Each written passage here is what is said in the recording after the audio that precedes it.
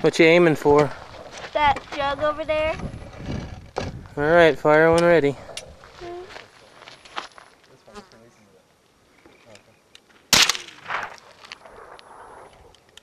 So the trigger's already back, so it won't fire no matter what until you pull it back. That's gonna be good shit. Don't worry about it going out yet. I'll pull it back. Yeah, dude, the guy had an AR-7 down at the top of it. Yeah. Public enemy. Oh fuck yeah. I wanna get that gun.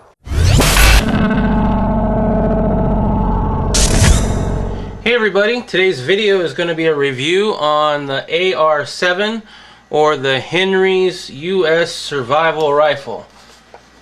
This is a 22 long rifle. It's semi-automatic, and all the parts of this firearm are contained within the stock. So let's go ahead and open that up. Now it's very tight, and there's a reason for that. When you're taking off the back here, it has, I don't want everything to fall out, but it has this ridge right here, and this locks onto the ridge to the point of where this is waterproof, and we'll get to that in a minute. But first, let's go ahead and take everything out. This is the receiver, the 2 mags. You can fit in 3 mags in this stock. I actually did just pick up another magazine at a gun show I recently went to, so I do have the 3 magazines. And here's the barrel.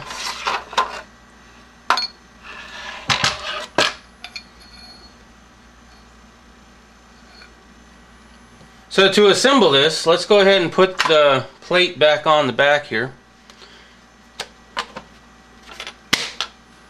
Snaps on.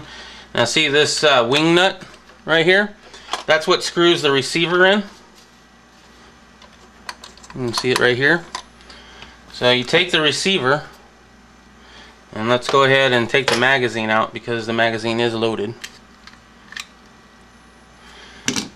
Now we'll go ahead and put this in the slot right here,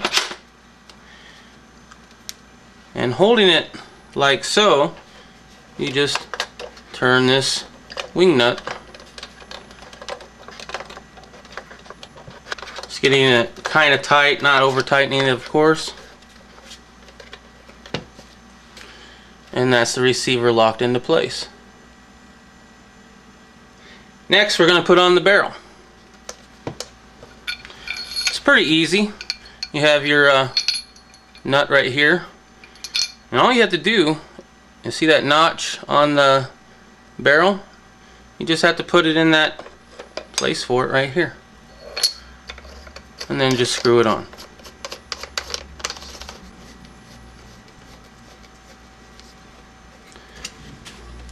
And that's how you assemble the AR-7. Now it does have a peep sight that comes with it. You can also adjust the peep sight with this screw here. There's another hole on the other side, so you can adjust that. It does have a rail system, so if you want to mount a scope. Now here's the safety. This way is safe. In order to put the safety on, you actually have to charge the weapon, and then you can put the safety on.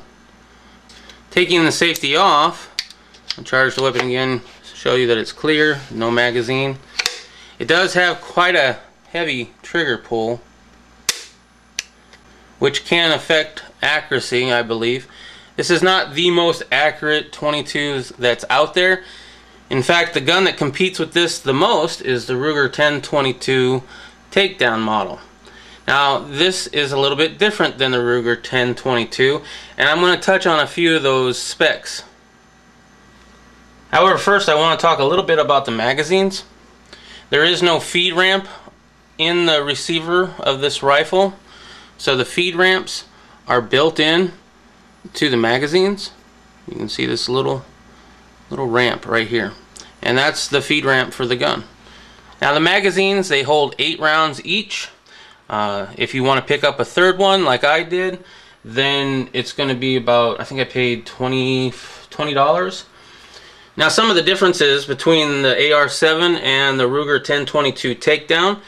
Well, first, the Henry survival rifle weighs 3.5 pounds, and the Ruger 10/22 takedown weighs 4.67 pounds.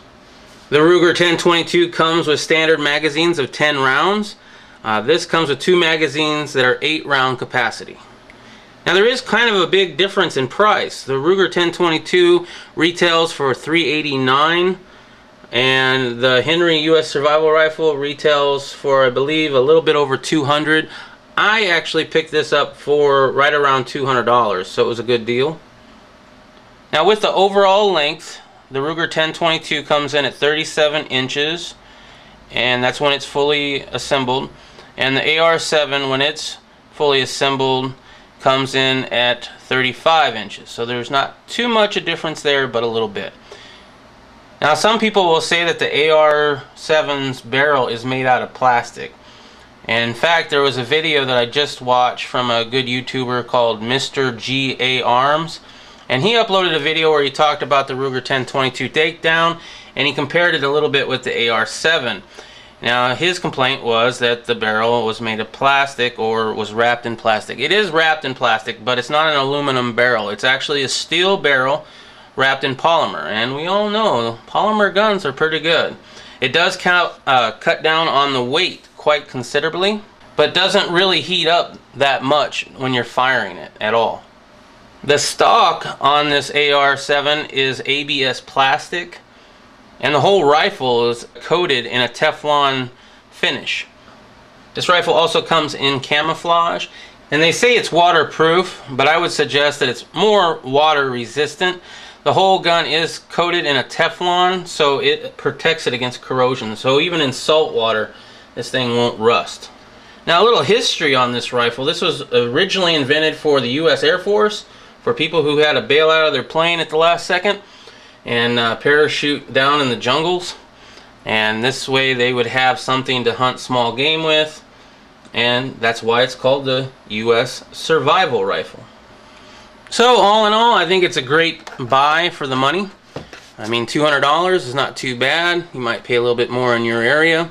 The rail system right there is really nice for optics, as I said before, and I believe that with the wing nut that comes and attaches to the receiver here, you could probably go ahead and affix that to something to put on your backpack, because I don't know, it's a little bit cumbersome to throw in like a bug out bag.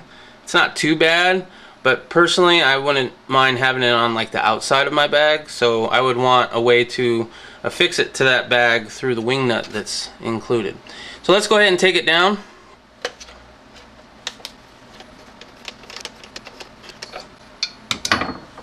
Oh, by the way, this thing is really easy to clean, and that's mostly because that it's so easy to take down.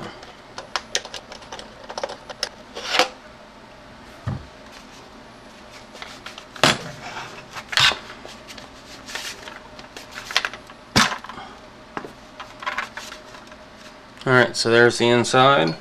Put the barrel in first, and the front side of this, bright orange by the way, goes right into that notch right there.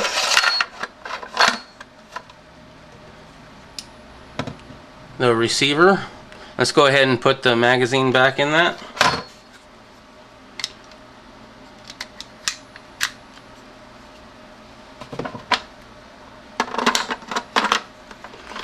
Also, the charging handle collapses so that you can store it easier. One drawback about this really is that the bolt doesn't stay open at all.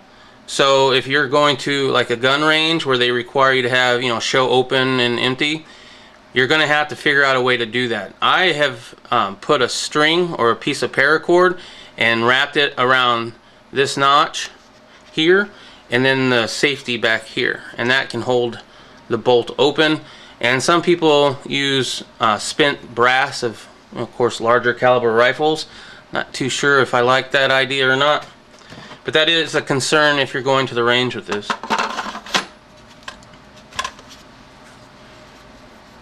The magazines go in with that groove,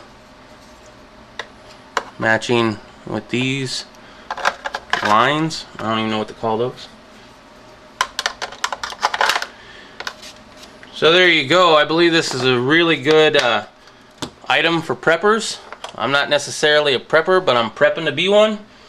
And I would, you know, this is a great gun to just throw in the back of your trunk and forget about it. 3 magazines, maybe an extra box of ammo. You can't go wrong with the U.S. survival rifle.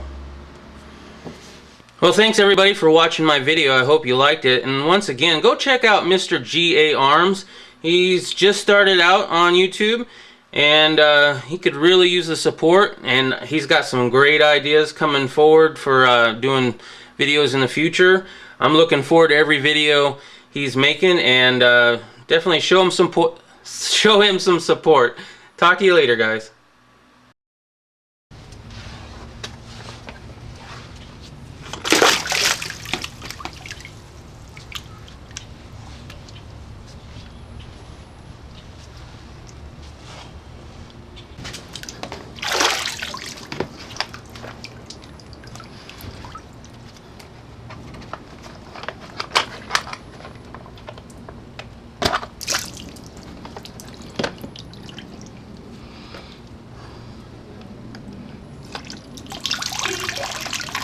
Some water did get in there. As I said, it's water resistant, not waterproof. And this is definitely meant just in case you dropped it in some water, it wouldn't sink to the bottom of the lake or ocean or whatever. However, the Teflon coating does aid in keeping it from corroding in case that it's salt water. So that's it.